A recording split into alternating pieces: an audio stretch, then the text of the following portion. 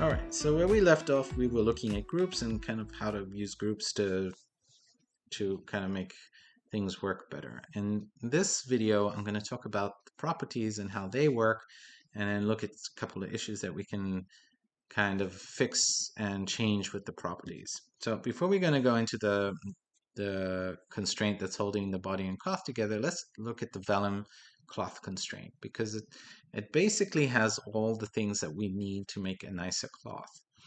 And the thing that makes the vellum cloth set a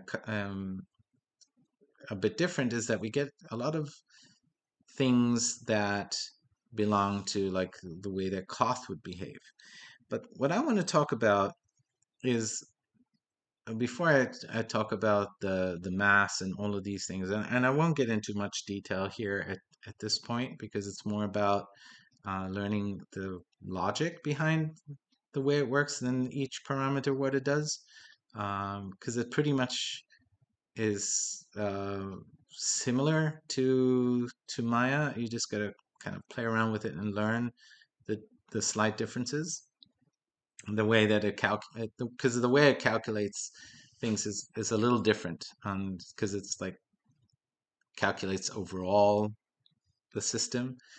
But anyway, I'm digressing here. I just want to kind of give you a more or less overview on how this is going to behave. So, if I simulate, right? If I press the simulate button, you can see that right now it's quite stiff, and this is due to the scale of my scene because I'm actually quite small, and for something this small, um, everything here is quite stiff. So I actually need to dial down the bend resistance to get more bending in here, and the stiffness itself. So the stretch is kind of fine. I'm okay with the stretch. The stretch I can even make stiffer if I want, but there's not enough bending here. So to fix that, I'm actually going to lower down the bend resistance quite a bit.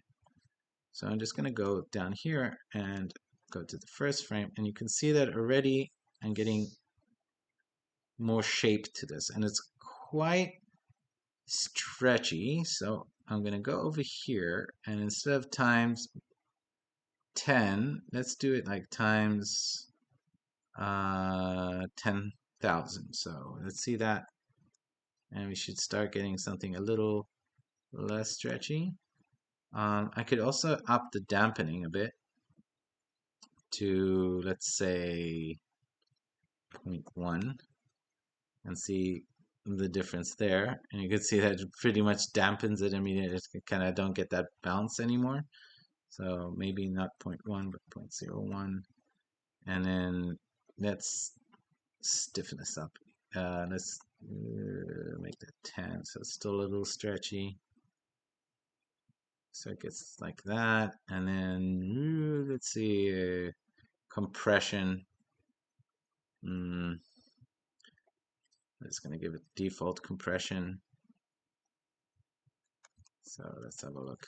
The default compression. I'm getting something a little more clothy now. And again, I'm going to go to the bend, and we're going to even knock it down even more. So it's really bendy. So we're getting a lot more detail. And I think at this point we are starting to get something that looks like cloth. So if I go like this, you can see that it's now behaving more like cloth and not so much like leather or something like that. Again, you got to play around with these, with the bend and stretch resistance, and it's basically the same idea. Like the damp is just going to dampen down the amount of motion it has. So let's say I up the damp here, and then I press Control up arrow and then rerun it. You can see that it dampens a lot of the motion down, and you can play around with that. So if I also go to, now if I go to this node, which is basically my constraint to the body, you can see that I suddenly don't have all of those options that I had before, like the mass and all of that, but I actually have a couple of different options that have now appeared underneath my constraint here, the stretch. Again, I can make it a lot stiffer, But one of the main things that I've noticed is that when I press play, when I'm here, not there, you can see that it stretches out quite a bit over there. And I don't want it to stretch out, and more so, I want it to come back to where it started. I don't want it to kind of drag all the way down. And to do that, I'm just going to up the stretchy just to make it so it's not as stretchy, like that. And you can see it's stretching a lot less, but it's still kind of losing its distance there. And to fix that, I'm going to use the tangent stiffness. So I'm going to just press that there. And then you can see that it's now coming back to the same height.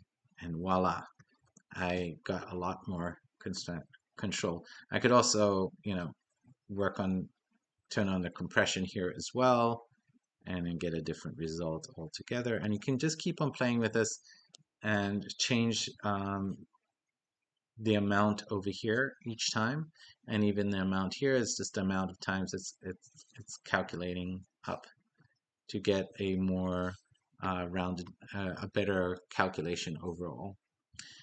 All right, I'm going to stop the video here, and in the next video, I'm going to talk about a couple of things that are very interesting, like how to animate and how to override um, our uh, properties and how this kind of works in the background. So we'll talk about that in the next video.